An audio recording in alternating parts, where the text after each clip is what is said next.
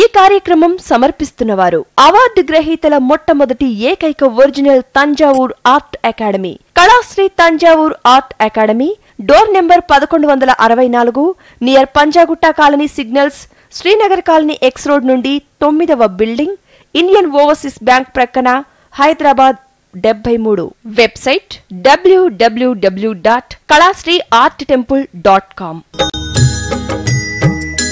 श्रीमन्नारायण नारायण हरि हरि, श्रीमन्नारायण नारायण हरि हरि, श्रीमन्नारायण नारायण हरि हरि, श्रीमन्नारायण नारायण हरि हरि. సంక్రాంతి శుభాకాంక్షలు. త్రికళా జ్ఞానంలోనికి అందరికీ ఆహ్వానం. श्रीमन्नारायण नारायण हरि हरि, श्रीमन्नारायण नारायण हरि हरि, श्रीमन्नारायण नारायण हरि हरि, श्रीमन्नारायण नारायण हरि हरि. ఈ సంక్రాంతి శుభ సందర్భంగా ఇలా మకర ముద్రని మీరు ఈ విధంగా మీ మనసులోని మేధస్సులోని గతకాలపు కష్ట నష్టాలన్నింటినీ ఇలా మకరముతో పట్టి బయటకు విసిరేసేయండి. ఎలాంటి మలిన దోషాలున్నా పాప శాపాలున్నా అవన్నీ ఈ భోగి మంటల్లో దగ్ధం చేసేయండి. ఈ ముద్రను చేస్తూ ఈ నూతన సంవత్సరం నుండి ఈ భోగి నుండి భోగభాగ్యాలు పొందాలనుకుంటున్నాను. నాలోని దోషాలనన్నింటినీ ఇలా కత్తరించి విసిరేస్తున్నాను అని సంకల్పం చేసుకోండి. తప్పనిసరిగా మీకందరికీ ఆ సంక్రాంతి పురుషుడి యొక్క అనుగ్రహం కలిగి తీరుతుంది. ఈ భోగి మంటల వెనుక మరొక ముఖ్యమైన నిగూఢార్థం ఉంది. నా మనోనేత్రానికి అందిన మరొక చలి యొక్క పరమార్థాన్ని ఈరోజు తెలియచేయాలనుకుంటున్నాను. ఆనాడు వామనుడు బాలరూపంలో అవతరించి బలిని పాతాళానికి తొక్కివేశాడు. ఆ బలి ఎవరయ్యా అంటే చలియే. బాలకిరణుడై ఆ సూర్యనారాయణుడు అవతరించి ఈ మకర సంక్రమణ రోజున ఆ చలిపులిని పాతాళానికి తొక్కివేస్తూ వెచ్చదనాన్ని పెంచుకుంటూ తన విశ్వరూపాన్ని చూపించుకుంటూ విశ్వమంతా వెలుగుతో నింపి ఆకాశాన్నంతా వెలుగు కిరణమనే పాదంతో నింపి మరొక పాదంతో వెలుగు కిరణాలతో ఈ భూమి మొత్తాన్ని ఆక్రమించి చలి పులిని పాతాళానికి తొక్కివేస్తాడు. ఇక్కడ నుండే చలి తొలగి మనకు వెచ్చదనం, మంచి ధాన్యపు పంటలు ఇంటికి చేరటం, అందరూ ఆనందంగా సంక్రాంతిని జరుపుకోవటం జరుగుతుంది. ఆ శ్రీమన్నారాయణుడే సూర్యనారాయణుడై బాలరూపంలో ఉదయించి మెల్లమెల్లగా విశ్వమంతా వెలుగుతో నింపి చలి అనే బలిని తొక్కివేస్తున్నాడనే ఇందులో దాగిన పరమార్థం. ఆ బలి మళ్ళీ పైకొచ్చి ప్రతి ఇంట పరిశీలిస్తుంటాడట. ఏమని? ఏ ఇంటనైతే భోగి మంట వేయకుండా ఉంటారో, ఏ ఇంటి ముందైతే రంగవల్లులు లేకుండా ఉంటాయో, ఏ ఇంటి గుమ్మానికి తోరణాలు లేకుంటాయో, ఆ కారణాన లోనికి ప్రవేశించి అసురతత్వముతో లేనిపోని సమస్యలను సృష్టిస్తాడన్నది అందులో దాగిన పరమార్థం. అందుకని ప్రతి ఒక్కరూ భోగి మంటలు వేసుకోవాలి, చన్నీటి స్నానం చేయాలి, రంగవల్లులతో అలంకరించాలి, గుమ్మాలని పచ్చ తోరణాలతో అలంకరించాలి. ఇక రంగవల్లులలో తాగిన పరమార్థాన్ని గురించి తెలుసుకుందాం. రంగవల్లులు అన్నది ఆ శ్రీరంగనాథుడికి ఇష్టమైనవి, లక్ష్మీదేవి పాదాలకి శుతిమెత్తని ఆ సున్నితమైన పాద పద్మములకు అనువుగా గొబ్బెమ్మలను అమర్చుతుంటాము.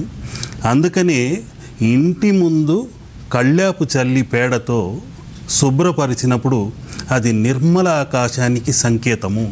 మధ్య ముఖ్యమైన పసుపు కుంకుమ పెట్టి ఒక పెద్ద గొబ్బెమ్మను పెడితే అది సూర్య సంకేతము.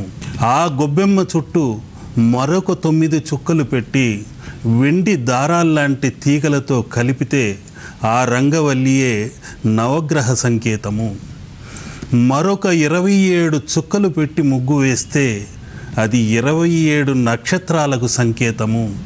ఇలా ఈ రంగవల్లికి పైనున్న పాలవెల్లికి అనుబంధం ఉన్నది. విశ్వానికి సూచిక రంగవల్లి అన్నది మరచిపోకండి. పైనున్న ఇంద్రధనస్సు ఆ భగవంతుడు వేసిన అందమైన చిత్రమైతే ఇక్కడ మనం భూమిపై వేస్తున్న అందమైన చిత్రము.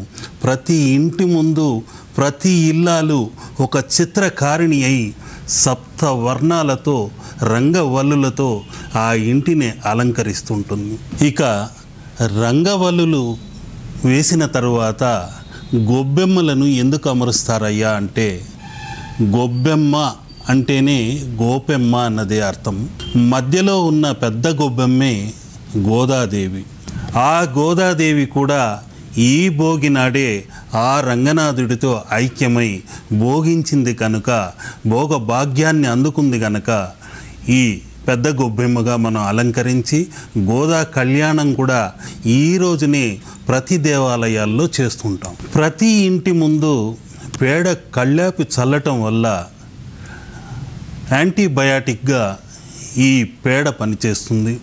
అంతేకాకుండా రంగవల్లులు వేసినప్పుడు అందులోని సున్నపు పొడి ఘాటుకి విషక్రిమి కీటకాదులన్నీ నశించిపోతాయి. ఇంకొక విధానంగా చూస్తే కొందరు బియ్యపు పిండితో రథపు ముగ్గును వేస్తుంటారు. ఈ రథపు ముగ్గుని గొలుసు కట్టుగా ఒక ఇంటికి మరొక ఇంటికి కలుపుకుంటూ ఊరంతా ఇలా ప్రదక్షిణ చేసుకొచ్చేలా గొలుసు ముగ్గును వేస్తుంటారు. ఇందులో దాగిన పరమార్థం ఏంటయ్యా అంటే, ఇరుగు పొరుగున ఉన్నవారితో కలసి మెలసి అన్యోన్యంగా ఉండాలన్నదే ఇందులో దాగిన పరమార్థము. ఈ గొలుసు కట్టు ఎలా ఒక ముగ్గుకు మరొక ముగ్గుకు కలుపుకుంటూ వెళుతున్నారో అదేవిధంగా ఒకరికొకరు సహాయ సహకారాలు అందించుకుంటూ నూతన సంవత్సరాన ఎటువంటి తారతమ్య భేదాలు లేకుండా కలిసి మెలసి ఉండండి అన్నదే అందులో దాగిన పరమార్థం. ఈ భోగినాడే పితృదేవతలు కూడా మన ఇంటి పరిసర ప్రాంతాలని చుట్టి అలమటిస్తూ ఉంటారు. తమ వారసులు తమకంటూ ఏమైనా చేస్తున్నారా లేదా అని కూడా చూస్తుంటారు. అందుకనే మనం తిలాదానం చేయాలి. తిలాదానం చేయడం వలన కూడా వారి ఆత్మ సంతృప్తి చెంది ఈ ఉత్తరాయణ కాలంలో స్వర్గద్వారాలు తెరిచి ఉంటాయి కాబట్టి వారు ఆత్మతృప్తితో స్వర్గాన్ని అధిరోహిస్తారు. అంతేకాకుండా భూమి కూడా ఈ ఉత్తరాయణంలో తల వంచి సూర్యుడికి నమస్కరిస్తుంది. ఒకవైపు ధ్రువమండలాన్ని, మరొక వైపు సూర్యమండలాన్ని, సప్తఋషి మండలాన్ని, ఈ త్రికల మండలాల్ని సందర్శించుకుంటూ సూర్య గమనం సాగుతుంది. ఇది దేవతల పగటి కాలము అంటారు. ఈ జనవరి 14న ఊర్ధ్వముఖంగా ఈ కాస్మిక్ కిరణాలన్నీ పైకెళుతుంటాయి. అధోముఖంగా కాస్మిక్ కిరణాలన్నవి ముక్కోటి దేవతల ఆశీస్సులన్నవి మెల్లమెల్లగా కిందికి దిగుతుంటాయి. ఈ జనవరి 14 నుండి జూలై 14 వరకు ఊర్ధ్వముఖ తత్వముతో అన్ని కిరణాలు పైకెళుతుంటాయి. ఒక్క కిరణ తత్వమే కాదు, నీరు కూడా ఆవిరై ఆ సూర్య భగవానుడు పైకి తీసుకుంటాడు. మళ్ళీ జూలై 14 తర్వాత మేఘ రూపంలో అన్ని ప్రాంతాలకు వర్షాన్ని సమంగా పంచిపెడుతుంటాడు. ఇందులో దాగిన అద్భుత పరమార్థం ఊర్ధ్వముఖంగా వెళ్ళటము, మళ్ళీ అధోముఖంగా వర్షించి పాడి పంటలను పండించి సస్యశ్యామలంగా మనకు ధనధాన్యాల్ని అందిస్తున్నాడన్నదే మరొక పరమార్థం. ఇది పెద్దల పండుగ, పెద్ద పండుగ, రైతన్నల పండుగ, పతంగుల పండుగ, కుర్రకారుల పండుగ, నడికారుల పండుగ, ముసలివారు పండుగ.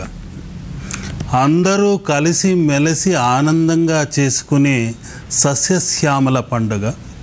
ఈ పండుగ దినాన్ని బంధుమిత్రులతో కలిసి సంవత్సరానికి ఒక్కసారైనా పెద్ద పండుగ జరుపుకుందాం, అందరూ రండి అని అల్లుళ్ళతో పిల్లాపాపలతో అందరూ కలిసి మెలిసి ఆనందంగా నూతనోత్సాహంతో కొత్త బట్టలతో కొత్త నూతన విధానములతో పిండి వంటలతో పొంగళ్ళతో ముక్కోటి దేవతలను ఆరాధిస్తుంటారు.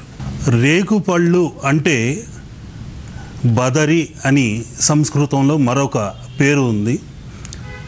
బదరికాశ్రమంలో ఆ నరనారాయణులు కూడా తపస్సు చేస్తున్నప్పుడు ఈ రేగుపళ్ళని ఇష్టంగా సేవించారు, అదే ఆహారంగా తీసుకున్నారు. ఆయుర్వేద శాస్త్ర ప్రకారం కూడా ఈ రేగుపళ్ళలో మంచి ఔషధి గుణాలు ఉన్నాయి. అందుకని ఈ రేగుపళ్ళని, చెరకు ముక్కలని, రాగి నాణ్యాలని పిల్లల తలపై పేరంటాలుగా భోగి పళ్ళుగా పోసి ఆశీర్వదిస్తుంటారు. ఈ సంవత్సరం అంతా వాళ్ళకి ఎలాంటి దృష్టి దోషం తగలకూడదని మరీ ఆశీర్వదిస్తూ వారికి దీవెనల్ని అందచేస్తారు. ఇదే ముఖ్యమైన పెద్దల పండగ. ఈ ఉత్తరాయణ కాలంలో స్వర్గ ద్వారములు తెరుచుకొని అతి శక్తివంతమైన మహిమాన్వితమైన సప్త వర్ణాలతో సప్త కిరణాలతో ఆ సూర్యుడి వెలుగులో మిళితమై అత్యున్నతమైన మహిమాన్వితమైన శక్తి తరంగాలు జలంలో ప్రవేశించి మనకు బలాన్ని ఇస్తున్నాయి. అటువంటి జలతత్వంతో ఈ పండగ దినాన స్నానం ఆచరించడం అతి ముఖ్యమైన విషయము. అది నువ్వుల నూనెను అంటుకొని తలంటుకున్న తర్వాత స్నానం చేసిన తర్వాత అతి శక్తివంతమైన నూతన ఉత్సాహంతో మన శరీర మేని ఛాయ కూడా తేజస్సు కూడా రెట్టింపవుతుంది. తప్పనిసరిగా ఈ పండుగ దినాల్లో నదీ స్నానం మంచిది. ఆ నదీ స్నానం చేయలేని వారు బావి నీటితో స్నానం చేసినా మంచిదే. ఈ ఉత్తరాయణ కాలంలోనే భీష్మాచార్యుడు కూడా అంపశయ్యపై ఉండి ఉత్తరాయణం వచ్చేంత వరకు తన ప్రాణాన్ని నిలబెట్టుకొని ఆ తర్వాతే మోక్షానికి చేరుకున్నాడు. ఇక డూడు బసవన్నల గంగిరెద్దుల విన్యాసాలు చూశారంటే అది శివునికి మరొక సూచిక, ప్రతీక. ఆ గంగిరెద్దే నంది యొక్క నాట్యము, ఆనంద తాండవము, దాని యొక్క మూపురమే శివలింగ ఆకారము. అందుకని ఆ గంగిరెద్దు వాళ్ళకి వస్త్రదానం చేయటం చాలా ముఖ్యమైన విశేష కార్యక్రమం. ఈ శివదానము అతి ఉత్తమమైనది, ఎటువంటి శని ఛాయ ఉన్నా తొలగించేది. అందుకని ఈ పెద్ద పండుగ నాడు పెద్దగా కాకుండా మీకు తోచినంతగా దానం చేయడం అతి ముఖ్యమైనది. ఈ పండుగ సందర్భంలో మరొక ముఖ్యమైన ఆత్మ పరమాత్మల సంగమం ఒకటి జరుగుతుంది. ఎలాగంటే స్త్రీలు ముత్తైదువులైన వారిని పిలిచి వారికి చీర, రవిక, అద్దము, దువ్వెన ఇటువంటివి మంగళకరమైన పసుపు కుంకుమాదులతో దక్షిణ తాంబూలాదులతో వాయనం ఇచ్చి పుచ్చుకుంటుంటారు. వారి ఆత్మలలోని కల్మషమంతా తొలగిపోయి ఆ ఇచ్చు పుచ్చుకునేటప్పుడు పాజిటివ్ నెగిటివ్ అనే తరంగాలు అటు ఇటుగా మారి వారిద్దరి మధ్య ఒక అన్యోన్యతా భావం ఏర్పడుతుంది. న్యూన్యత అన్నది తొలగిపోతుంది. ఇక్కడ స్త్రీలలో విద్వేషం అంటూ అసూయలంటూ ఏమి ఉండవు. ఆ సమయాన వాయనం ఇచ్చి పుచ్చుకునేటప్పుడు పరస్పరంగా ఒకరికొకరు కలిసిమెలిసి అన్యోన్యంగా ఉండాలన్నదే అందులో దాగిన పరమార్థం. ఈ పండగ సందర్భంగా ప్రతి ఒక్కరూ స్నానం చేసి తీరాలి అనే నియమం ఉంది. ఎందుకంటే మకర తత్వమైన జలంలోనికి సూర్య కిరణాలు ప్రవేశిస్తున్నాయి. మకర రాశికి అధిపతి శని, సూర్యుడు వెలుగు కారకుడు. ఇక్కడ ఛాయాకారకుడు శని అయితే, వెలుగు కారకుడు సూర్యుడైతే వీరిద్దరూ ఏకమయ్యే మకర స్థానము యోగ భూమిగా, కర్మభూమిగా చెప్పుకోవాలి. అందుకని మకర రాశి నుండి కర్కాటక రాశి వరకు మకర తోరణముగా ప్రతి దేవాలయాల్లో ప్రతిష్ఠ చేసి ఆరాధిస్తుంటాం. ఈ మకర తత్వంతో ఉన్నదే లక్ష్మి యొక్క వాహనం మకరము. వరుణుడి వాహనము కూడా మకరమే. ఆ గంగాదేవి వాహనము కూడా మకరమే. మకరం అన్నంటే బలమైన పట్టుకు సంకేతం.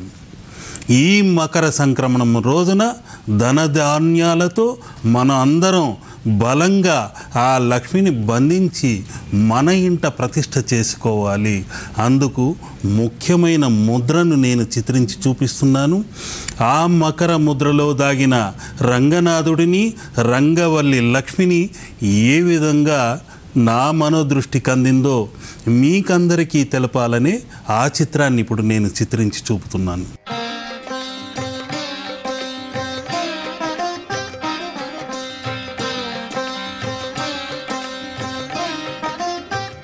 ఈ భోగి సందర్భంగా నా అంతరంగ రంగ వైభోగంగా ఆ రంగనాథుడు, అనంత రంగనాథుడు, భోగ రంగనాథుడు ఏ విధంగా మకర తత్వంతో సాక్షాత్కరించాడో ఆ చిత్రాన్ని నా మనోదృష్టికి అందిన మరొక సృష్టిని ఈ సంక్రాంతి సందర్భంగా, సంక్రాంతి పండగ వరంగా మీకు అందజేస్తున్నాను. ఈ సంక్రాంతి సందర్భంగా మరొక ముఖ్యమైన విషయము, జలంలో ఆ మకర సంక్రమణ తత్వముతో సూర్య భగవానుడి అనుగ్రహ తరంగాలు గంగలో విలీనమైతే ఆ గంగాదేవిని ఈ విధమైన హరిద్రవర్ణంతో మిళితం చేసి కుంకుమతో చిత్రీకరించడం జరుగుతుంది. ఇటువంటి త్రివేణి సంగమ చిత్రాన్ని నా దృష్టికి ఆ పౌష్యలక్ష్మి అందించిన వరంగా మీకు ఈ వారం రంగనాథ చిత్రాన్ని అందచేస్తున్నాను. ఈ హరిద్రవర్ణ చిత్రం తప్పనిసరిగా సంక్రాంతికి మీకొక పండుగ కానుకగా అందచేస్తున్నాను. పలచగనవేవు ఒట్టులేల పెట్టుకొనేవో రంగనాథా, వట్టి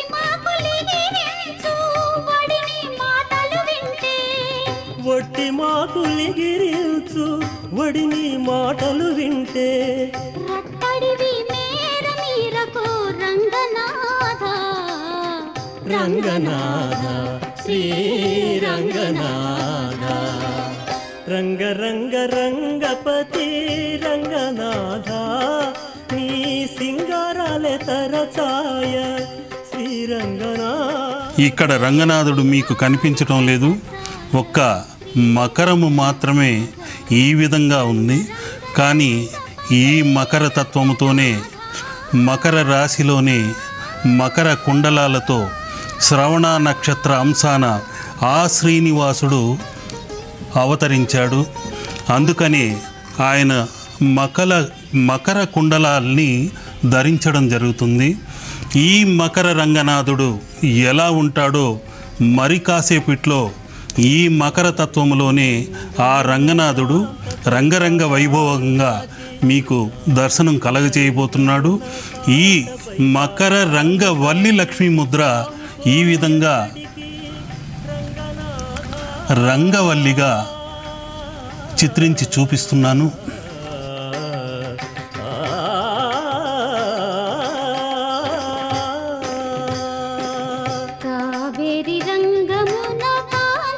పాదాలు సాకి రావు పోవు ఎక్కడికి రంగనాథ, శ్రీ వెంకటాద్రి మీద చేరి నన్ను కూడితివి, వెంకటాద్రి మీద చేరి నన్ను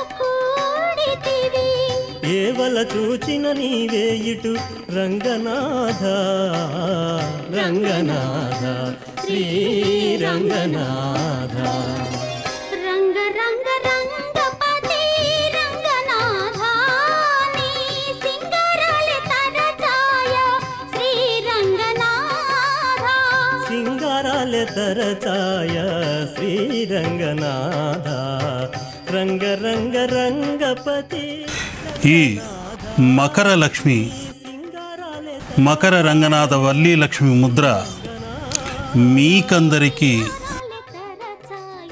మకర పట్టు ఎలాంటిదో అలాంటి పట్టుతో లక్ష్యంతో ఆ లక్ష్మిని కైవసం చేసుకొని మీ ఇంట భోగభాగ్యాల పంట ఈ సంక్రాంతి శుభ సందర్భంగా కనకదార వర్షం కురవాలని కోరుకుంటున్నాను.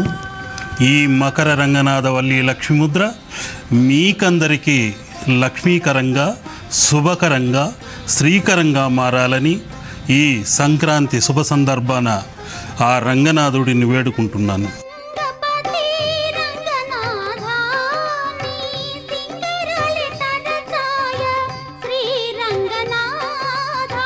సింగారాలే తరచాయ శ్రీ రంగనాథ రంగ రంగ రంగపతి రంగనాథ నీ సింగారాలే తరచాయ శ్రీ రంగనాథ. ఈ సంక్రాంతి రోజు మీకు మరొక ముఖ్యమైన విశేషాన్ని తెలియచేయాలనుకుంటున్నాను. ఇది అతి ముఖ్యమైన త్రికళాజ్ఞానము. త్రికళాజ్ఞానంలో ఈ 108 అన్న సంఖ్యకు సంబంధించిన అతి ముఖ్యమైన విషయాన్ని ఈ పండగ సందర్భంగా ఈ పండగ వరంగా మీకు అందజేస్తున్నాను. మేషరాశి నుండి మకర రాశి వరకు 10వ స్థానం అవుతుంది. ఆ మకర రాశి అన్నది సంఖ్యాశాస్త్ర ప్రకారంగా శనీశ్వరుడి యొక్క సంఖ్య 8 అవుతుంది. ఇక్కడ 10వ